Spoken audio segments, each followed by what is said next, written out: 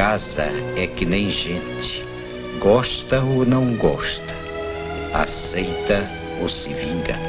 Neste programa, objetos vão voar. Janelas vão se abrir sem explicação. Os lustres se revelarão uma tendência. E veremos toda sorte de demônios e fantasmas. Como sobreviver a tudo isso? O bisturi de hoje te ensina. Feeling better now that we're through. Feeling better 'cause I'm over you. I've learned my lesson and left the scar. And now I see how you really are. You know good, you know good, you know good. Baby, you know good. As histórias de casas assombradas têm como gênese os romances góticos. Lá pelo final do século XVIII, a tendência já era por castelos escuros, gélidos e labirínticos, em narrativas de Horace Walpole e Anne Radcliffe. Amparado por essa herança gótica, Georges Méliès produziu em 1896 o curta-metragem The Devil's Castle, considerado o primeiro filme de horror da história do cinema. Porém, com a ascensão da burguesia, os castelos saíram de pauta. O medo, como sempre, precisa estar bem próximo ao receptor.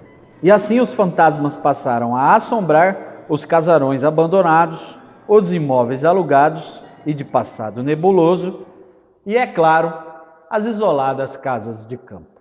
Foi nesse território que 3 jovens perdidos na floresta encontraram abrigo em uma casa abandonada, reafirmando um preceito básico dos filmes de terror e revelando o primeiro item do nosso manual.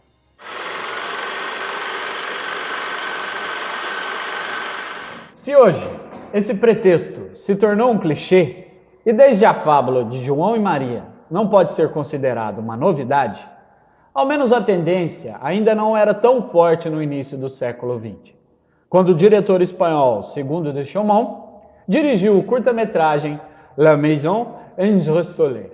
Conhecido por truques visuais e por uma carreira de mais de 500 filmes, Chaumont nos apresenta uma narrativa nonsense, dotada de elementos circenses e repleta de objetos que desaparecem ou que se movem sozinhos.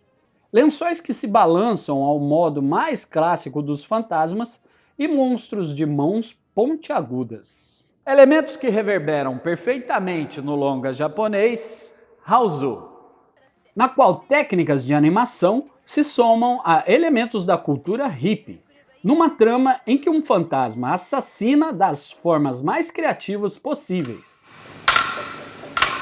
Elevado ao status cult, o filme mistura surrealismo, gore, paródia e até mesmo artes marciais, possuindo um subtexto fatalista em torno da entrega amorosa e da perda da inocência. O legado de Chaumont também pode ser visto no cinema de horror americano da década de 80, carregado de efeitos visuais e de humor mórbido. Matérias-primas ideais para a Casa do Espanto e para os fantasmas se divertem, no qual almas vagantes tentam se livrar dos compradores de sua casa com a ajuda do fantasma Beetlejuice. O filme de Tim Burton nos leva para o segundo item de nosso manual.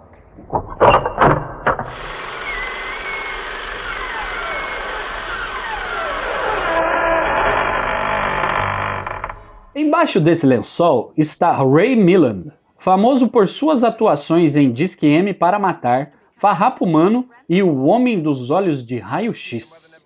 Em Solar das Almas Perdidas, Milland interpreta um músico que, em viagem à costa da Inglaterra, descobre uma mansão abandonada. O filme traz um elemento essencial para inúmeros filmes de fantasmas: a casa comprada a baixo custo e afastada dos grandes centros urbanos. Pontos de vital importância para a construção narrativa no clássico Horror em Amityville e em Invocação do Mal.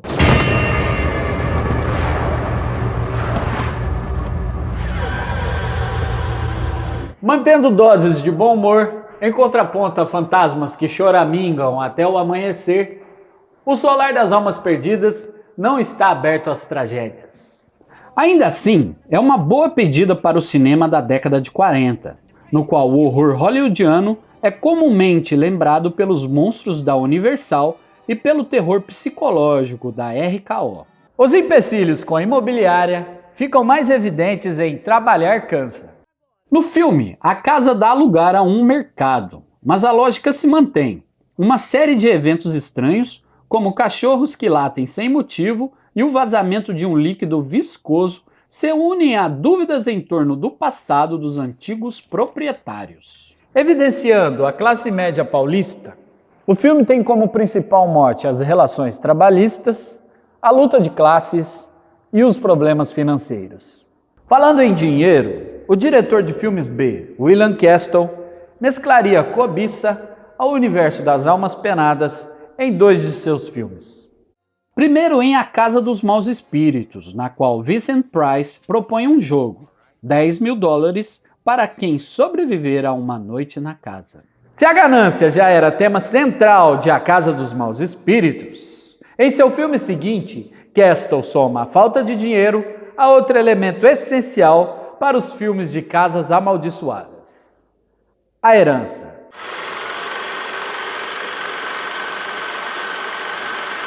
Refilmado em 2001, 13 Fantasmas apresenta uma família surpreendida ao herdar uma mansão mal-assombrada do recluso parente e cientista Dr. Zorba.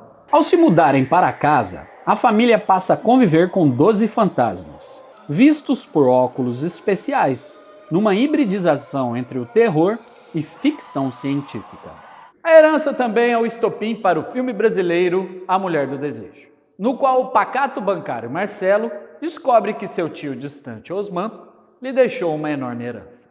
Interpretado por José Maier, Marcelo e sua esposa são levados até uma escura mansão em Ouro Preto.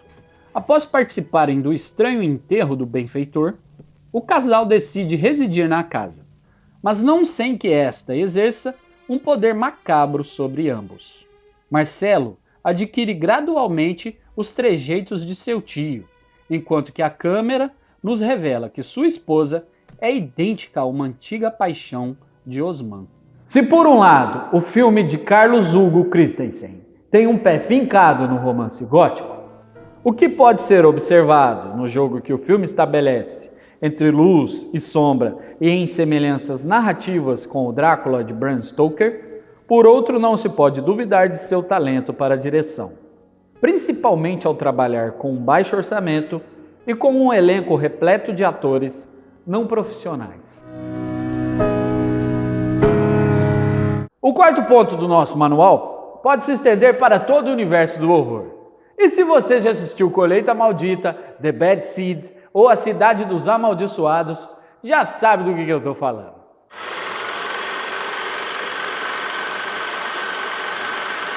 As casas assombradas, volta e meia, apresentam crianças sensitivas que transitam pela lógica maniqueísta do bem e do mal. Mas nenhuma dessas foi capaz de perturbar tanto o público quanto os irmãos de olhar doce de Os Inocentes. Na trama, Deborah Kerr interpreta a senhorita Giddens, contratada como governanta para cuidar de 2 crianças órfãs em uma imensa mansão em Bly, no interior da Inglaterra. Se de início tudo parece como um conto de fadas, a chave logo é virada para suspeitas de que fantasmas estão influenciando o comportamento das crianças. We lay my love and I. Sempre lembrado na lista de melhores filmes de casas mal-assombradas, Os Inocentes se apoia na direção precisa de Jack Clayton e no roteiro escrito por ninguém menos que Truman Capote, numa adaptação primorosa da clássica novela fantástica A Volta do Parafuso. O filme estabelece um terror psicológico do mais alto nível e se destaca pelo excelente jogo de atuação entre Giddens e o jovem Miles. Como na sequência em que a governanta inflama a criança ao contar-lhe sobre a possível manipulação do fantasma, enquanto Miles sugere um laço amoroso entre os 2 personagens. O modo como a câmera se porta, quase sempre distanciada dos fantasmas, seria revisitado pelo gênero em vários filmes posteriores, e dariam ao longa uma permanente atmosfera de hesitação.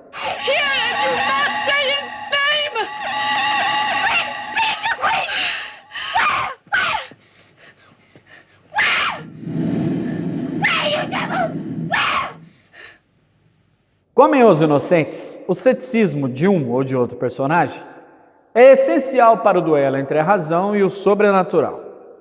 E é claro, há sempre um cientista querendo estudar os fantasmas.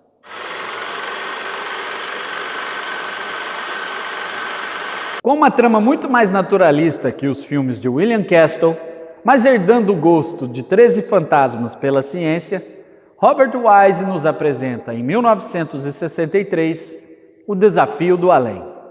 No filme, a sede do cientista Markway por suas experiências com fantasmas e acompanhada de um grupo de assistentes pouco preparados para a mansão Hill House, conhecida pelos misteriosos assassinatos de mulheres. O longa ainda aflora a influência de fantasmas sobre a sexualidade feminina. Ponto muito bem tramado ao colocar em um mesmo quarto uma personagem de sexualidade reprimida e uma lésbica. Discípulo de Val Lilton, Wise abusa da sutileza. Em enquadramentos tortuosos, no jogo com os espelhos e no uso de sons incomuns, conferindo vida à Casa Assombrada, como o cinema poucas vezes foi capaz de fazer. Mas em se tratando do duelo entre ciência e o sobrenatural, nenhuma residência parece ter sido mais desafiada do que a Casa da Noite Eterna. O filme retrata um excêntrico milionário inglês que oferece uma grande soma em dinheiro para que o físico Chris Barrett investigue os efeitos paranormais da casa abandonada. Acompanhado de sensitivos, o cientista inicia seus experimentos, recebendo como resposta emanações sobrenaturais bem menos sutis do que em Desafio do Além.